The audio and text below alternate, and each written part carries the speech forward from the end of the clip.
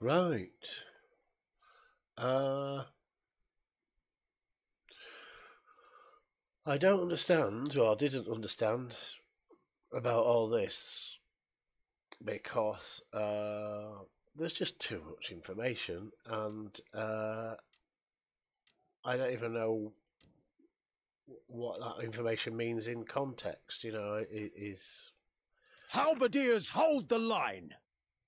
uh, can I view details? If I view details here, and I say slashing armor penetration 12. Is that good? Bad? Is it? What is it? Is it important? Uh, I know it's probably how much damage you do against sort of shields and metal things, but I don't know how it compares to others and stuff. And you'd only know that from experience and or doing a huge spreadsheet. So what I wanted is basically a sort of a copy of this with comparison information that sort of let me decide which of these Javelineers is best, or which would suit my playstyle more. So I've created I've created that, and it's here. But I want to explain the calculations because this is yellow for good, green for average, grey for crap. And in order to understand what crap is, I need to just explain how the calculation works. So I've got one called test here. So here's a list of numbers between, and let me do some one.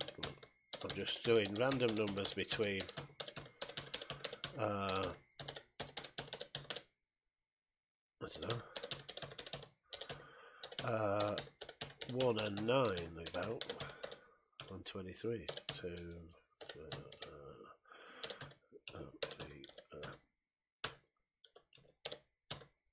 So there's a list of numbers between 1 and 9. What this calculation does down here, this looks at the whole list and says which is the biggest number, and it's 9. This one looks at the whole list and says which is the biggest number, and it's 1. If I change that to a 2, now the lowest number is 2. And the average number is 5, as you would expect with a list of numbers between 1 and 9. But from that, I can derive that anything above 7 is good, and anything below 4 is bad. So then I can color code these with conditional formatting and say if this is above that number, make it bright yellow, and if it's less than or equal to that below number, make it grey, and if it's in between, make it green. So now we've got in the order of hierarchy between the numbers 1 and 9, 8 and 9 are good numbers, 1, 2 and 3 are bad numbers. Because I changed that to a 1, that changes the whole landscape. Now the average is 5, and 7, 8, 9 is good, and only 1 and 2 are bad. But anyway, it works out which is the best. That's the calculation. So then I got a sheet off the net that looked like this, which is just like a massive sheet of the information they've just taken literally from the game. They haven't sort of done any calculation. To arms! To arms! They've got this information, whether they're bad in the desert, good in the desert, in the urban, and stuff like that. They've just got that information and dumped it in here, and it is pretty much meaningless. It doesn't mean anything. There's no numbers for making something poor in the desert. Not that's available anyway. So I got that sheet and I made it into a more normal looking sheet. And then I calculated, well, I split it off into, the other thing I'm only interested in is, I'm not interested in rustic or feudal because you go through those so quick, you can just open them up. And I'm not that interested in the golden era because you've only got one melee unit. There is another one in the seasons, but So there's not a lot to compare to the Iron Reapers. So in the Golden Era, I think I've only done a few cavalry because you get 3 cavalry, but you also get monastic knights from that line. So I've done those 4 cavalry to compare them. But mostly it's chivalric, silver, and heroic era because you get obviously a lot more in those to compare. Right, back to the spreadsheet. So in the chivalric era, these are all the units you get in that era.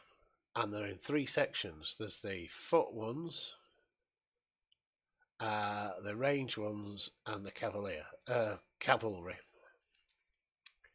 So here on health, for instance, we can tell that the average health for cavalry is 5,106. So the Courtiers and the Iron Cap Scout Cavalry have very good health. This is in the top section, and Iron Cap Bow Riders have very bad health. With the damage and defense, it's basically you do piercing damage, slashing damage, and blunt damage. And I really don't care what kind of damage it is, it's damage. So this is armor penetration damage. So to get armor penetration for the Courtiers, I've added all 3 of those together and multiplied it by the number in the units. You get 18 horses in each of these units. But in here, for instance, with Demin's Javelineers, you only get 24 of them, but you get 32 Pike Militia. That's 8 different. It makes a difference. So multiplying these numbers by the number in the unit is an important part of the calculation. So from here, just looking at the cavalry from the chivalric period, you can see at a glance the strength and weakness for each type. So obviously, Courtiers have got good health, very good armor penetration, very bad squishy penetration, and good defense. So these are obviously armor piercing. They're carrying a lance basically, and they're sticking their pointy metal stick through the shields or whatever. Whereas the Iron Cap Bow Riders have got a bow. So their armor penetration still very good. Their damage is very good, but their defense is crap for some reason. That's how they've done it. And the Scout Cavalry carry a sword, and they're pretty shit. So sword doesn't reach as far as a lance or a bow. So they've got crap armor piercing from a sword, because it's a sword, not a pike, and average squishy damage, average defense. So anyway, it gives you, calculates an approximate idea of the strengths and weaknesses of a particular unit in a particular era. In the Silver era, it changes a little bit, but I've done the calculations for that, and I've done the Heroic era. I've also included, down at the bottom, there are some, they're Season 2, Season 3 and Season 4, and I've added some Season 5 ones manually, and mix them in, like these Falconetti Gunners from, well, I haven't actually done the Golden Range lot, but let's say Condinetti Guards from Chivalric period, Silver period. Condinetti Guards are here, you see, so I've included them in to compare with the other, because you can go back and unlock these. You can unlock these and use these. If you want Condinetti Guards, you can unlock them and use them. I don't know why you would. They're sort of average. And the Squires. The other thing I did, which sort of verifies it, is I know that Squires are good fun and they're a good all-round troop. and this sort of bears that out. There isn't a weak point on squires. They're not particularly fantastic. They've got good armor piercing actually, but average everything else. And that's how I found them when I've been playing them. So I haven't done the healthy bit there.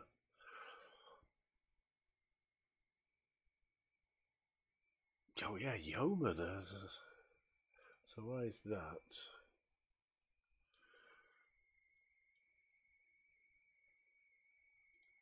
Hang on.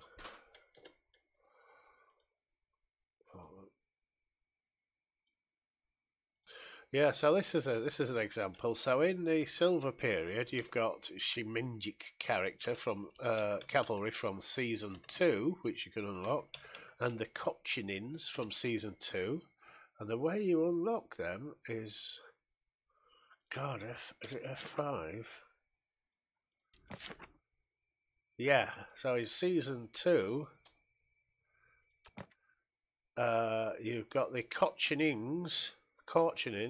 Nothing is an obstacle to us. And so you can unlock those Kochinins, and I've included them in this list. Season 2, Plains Hunters, Season 2, 8, blah, blah, whatever. So what you find with these is good health, really good leadership, really. Did I explain leadership? I don't think I've explained leadership. I'm going to explain leadership now. So if I look at my units and I got my warband build, there's two things to note here. One, mercenaries. So because we've got battle pass, you get some of these shields with a helmet money. You just get some of that every week, I think. Anyway, I used it to hire the men-at-arms for a week. And the reason is, get to them. I really like the squires. I'm thinking I'm going men-at-arms next. I'm thinking about doing a whole, this fourth one down, because these spearmen are okay. They're not fantastic, but they're okay. They hold the shields above their head and make that shield wall. John's got these, and they're apparently an improvement on that. The squires are good. The men-at-arms are probably good. I look at my cheat sheet, which I have made and I'm going to make available at these. And squires, this is a summary of all these things, you see, without the numbers. So yellow's very good, green is average, and grey is crap. And I've put this in a cheat sheet, which sort of resembles this. So we've got your demise spearmen there, who lead on to spear sergeants, and eventually lead on to monastic knights. And underneath them you've got squires that go to men-at-arms, which also are a prerequisite for monastic knights. But I can see that this whole, with the exception of diminished spearmen, are not that good. But squires are good, average across the board with really good defence. Men-at-arms average, but with better damage. Spear sergeants, hit points, armor piercing. So I'm thinking about unlocking these. So I hired the men-at-arms. You hire them and you can level them up. Mine are level 3 or something. But I think they're going to go away after a week. But you still keep how much you've leveled them up. And they're purple. I haven't got any purple ones. I only did it last night. But they're obviously badass. But if I got a warband and remove these serfs and say, right, I want to add my archers, I have insufficient leadership. Because you have 700 leadership, this is how much management these are going to take.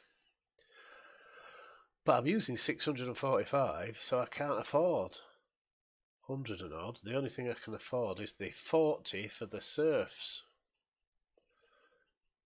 So that's something to bear in mind. I think you can get a few more points. John's got some special armor, gives him about 720, I think, leadership. But it's to stop you from obviously having all the top end stuff. Because you've only got 700, so you can't have 3 of these because that would be 720, wouldn't it? So you can only have 2 of them, and that's just about. Then you won't have much else after that. So it's just something to take into consideration. Now, I've not included it on the cheat sheet. I was thinking of putting this on Google Sheets or something, or just sending you a copy or something, if you want a copy, that is. I can do a copy of this as well, which has got just like tons of information. You can't really work anything out from it. But this is just one sheet that gives you a rough idea, but it doesn't do leadership. I've calculated leadership in these, and it does make a difference, obviously. The dagger axe lancers are 270 crap, whereas 245 Kibbutz Season 2 cavalry is better, but I don't think use that to make a difference. What you want to know is, are the Vassal longbowmen any good? And basically, they've got good defense, but crap everything else. And the Javelin Sergeants have got average health and crap everything else. And the Diminzi Javelins are also crap. So, do you know what I mean? You want to be able to see at a glance, roughly, if the unit's any good, and if the unit you're heading for is any good.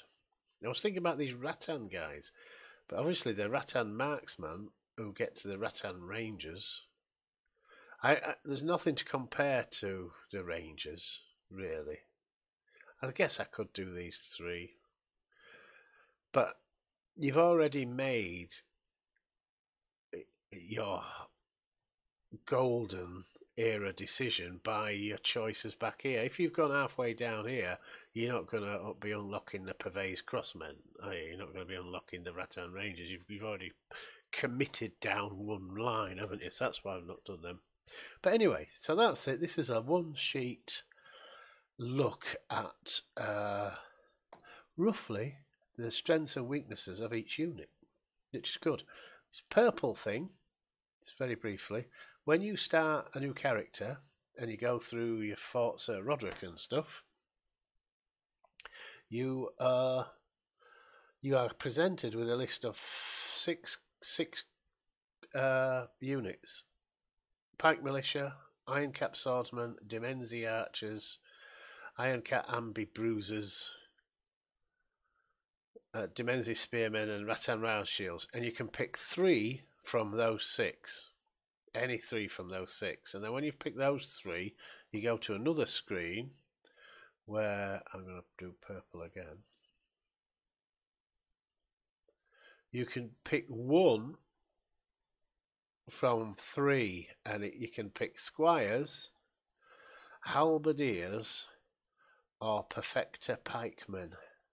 I'll put 1 at the top, 1 at the bottom.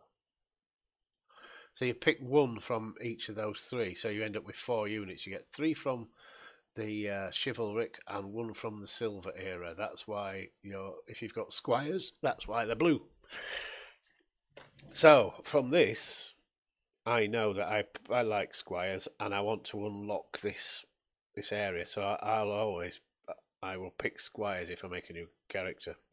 Also, because all these have got charge, and charge is badass. Did I mention charge? I haven't mentioned charge. Right, hang on. They all get a bunch of stuff that they can do. Moves, if you like. Charge, brace, advance, shock, which is the same as charge, but only the thingamybobs have got them. Iron Reapers have got it. Shock is basically the same as charge. Charge, brace, advance, shock, stuff to do with arrows, throw javelin, flaming arrows. All they had a bit of damage, but not much. The bad boy is charge. What charge does is you press 1 or whatever it's on. you get a big like transparent arrow that you can make. You've done it. You can make them charge, but the first unit they encounter, they do 300% damage on it. So if you've got your line of shields faced off against another line of shields and you do a charge, you do 300% damage to their shield. And then if you keep doing that, obviously you're going to, trounce them or whatever. So charge is the bad boy. Charge is the one that that guy who does competitions for this game said charge is the bad boy. Brace, just stops people doing that, I think. I'm not sure why it does it, but it doesn't do 300% damage. Neither does Advance. Advance just goes shuffling along and it knocks them down, I think, but then they stand up and they're half in the middle of your ranks, sort of thing. Some of them are behind your ranks, depending how far you went. It's a bit. These don't make a lot of difference, but charge does. Charge is important, and that's why I've put charge on the cheat sheet as a red square. So these are the only ones that get charge. Obviously, all your horses get charge. Squires, men at arms, all your horses get charge. Just about all of let's do it on barracks. No, unitary. Just about all this line, all these four get charge. On here, Alberdiers, Blackjack, this sort of line, Pike Militia onwards, gets charge. They actually get charge, but the ones down the line don't. Oh, they do. They do. Perfected guess, they might do. But anyway, it's difficult to tell. You'd have to go into each one and see if he's, and then view details and see if they get charge. Don't even know if it's in here somewhere. Yeah, there it is. Shield rush, which is charge. So anyway, I've got a cheat sheet there. If you want a copy, I'll give you a copy, or I'll put it up on Google Sheets if you're interested. But I did it so I could learn how they've balanced this game, because I think they've balanced it really well. And I shall see you in game. Let me know if you want a copy of this. See, stop recording.